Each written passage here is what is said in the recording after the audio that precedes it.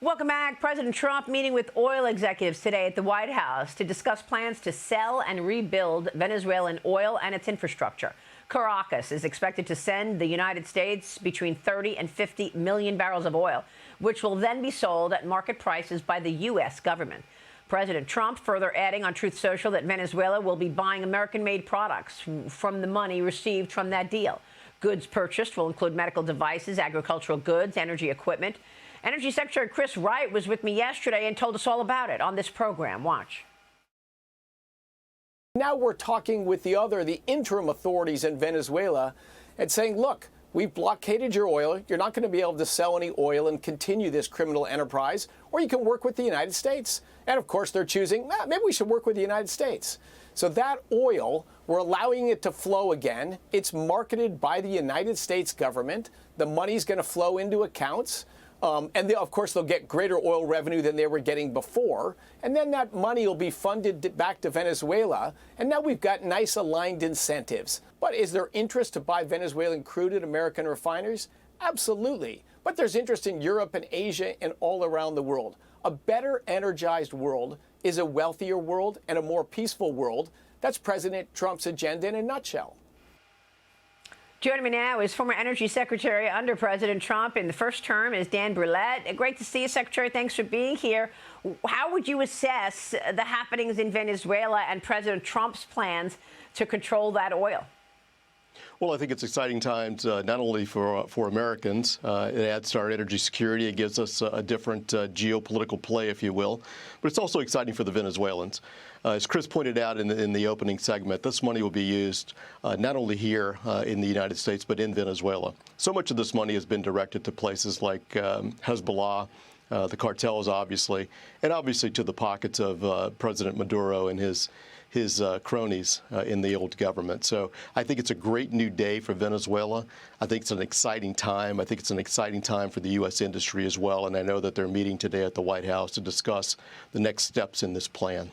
Yeah, and I'm going to be speaking with August Pfluger, the representative from Texas, in a little bit, because he's got some issues with oil prices going down to levels where it's not going to be economic for the oil companies. And I'm sure that's going to come up in this conversation today with the president. If you're talking about $50 a barrel oil, is the incentive still in place for Chevron and the like to actually invest tens of millions or $1 billion long term in terms of exploiting that when you're getting $50 for a barrel of oil?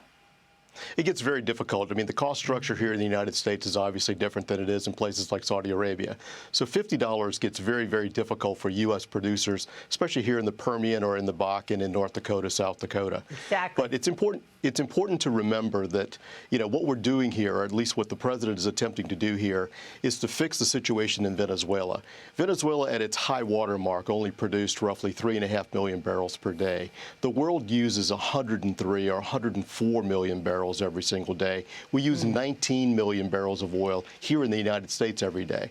So adding 3 million barrels is not going to fundamentally change the oil markets around the world. What it will do, though, is provide relief, especially for our refineries in the Gulf Coast region who use this heavy, sour crude to refine diesel and gasoline. And having that supply available reliably, predictably, is going to reduce their costs in that region, which by extension will mean lower costs for U.S. consumers. That's very good. Thank you for that analysis. Also, I like the idea that this could open up the United States to tap into Venezuela's rare earth deposits, becoming less reliant on exports from China.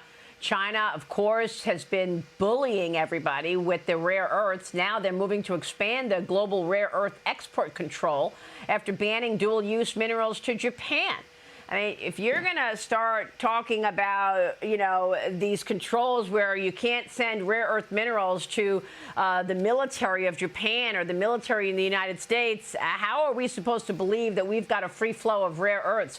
Maybe this is also a shot against China to say, well, now you're going to have to buy oil from the United States, not from Venezuela. That's exactly right, Maria. I mean, we're seeing energy, we're seeing critical minerals, rare earths being used more and more as weapons, economic weapons against various nations. And that's something that we have to address as a country, but as a world as well. And we're doing that. And I think, again, back to Venezuela, that's sort of what's happening here with the oil deposits. It's not so much to lower the price of oil as it is to really strengthen our energy security. What some people may not remember is that Venezuela is actually a founding member of OPEC. So it'll be interesting to see how this new arrangement is going to impact the Middle East as well, not just China. Yeah, great point. The Trump administration is also expanding nuclear advancement and the program around developing that further. They've awarded nearly $3 billion to 3 companies to support more uranium enrichment, bringing America back to the forefront of nuclear fuel. What's your take on this? We spoke with the General Matter CEO yesterday.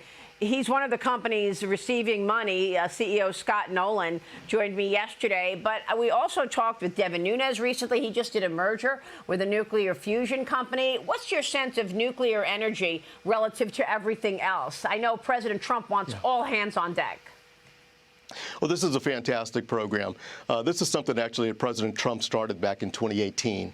He directed me both as Deputy Secretary and as Secretary to begin or to restart some of the enrichment capacities that we needed here in the United States. And the reasoning was very simple.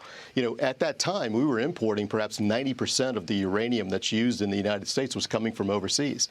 And roughly 25% of the uranium fuel that drives our civilian reactors here in the United States came from Russia.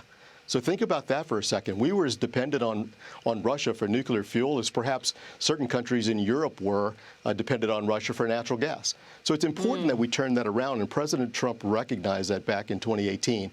This is an extension of that policy, and I think it's absolutely the right thing to do. Nuclear power provides roughly 20% of our electricity here in the United States. It should grow even more, given the amount of data center demand and other types of demand that we're seeing on our grid.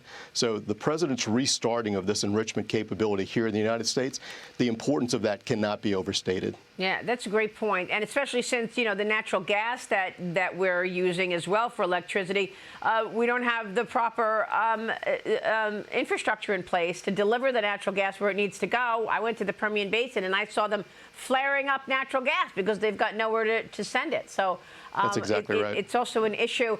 Dan, great analysis all around. We so appreciate your time this morning, sir. Thank you. Thank you, Maria. All right.